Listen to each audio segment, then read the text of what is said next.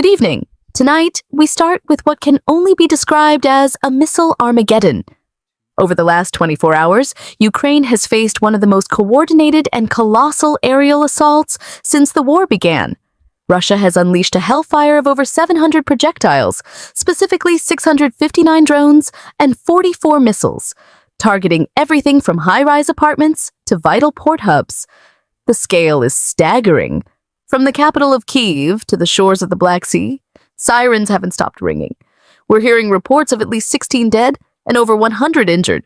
Joining us now to break down the devastation is our correspondent. What are we seeing on the ground right now?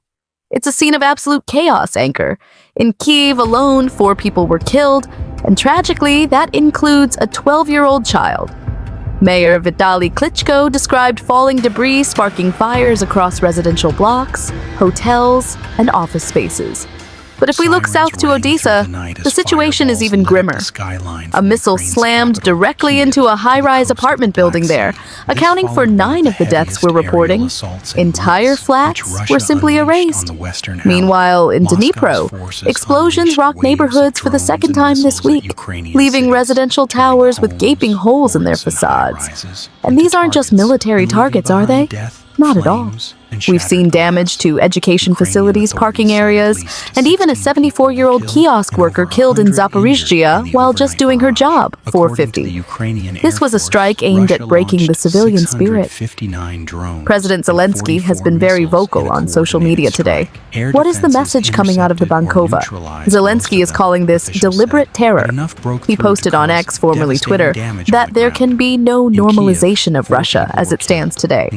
He's currently on a diplomatic whirlwind through Germany, Norway, and Italy. While he thanked them for new air defense agreements, he didn't hold back his criticism. He's frustrated with delays from other partners in fulfilling earlier pledges.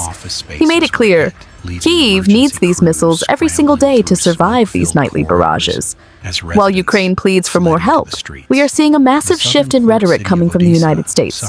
Vice President J.D. Vance made some very pointed comments today, didn't he?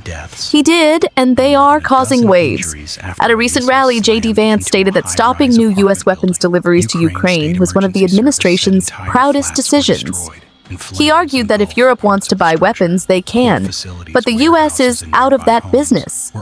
That creates a massive transatlantic gap at a time when Ukraine's air defenses are already struggling to keep up. Exactly. While Europe, specifically Germany and Norway, are trying to step up drone production, the lack of U.S. support is a grim reality for Kyiv.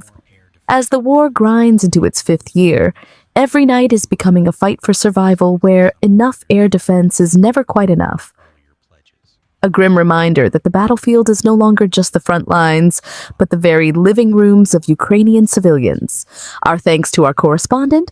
We will continue to monitor the death toll as rescue operations continue in Odessa and Kyiv. Stay tuned for more on this developing story.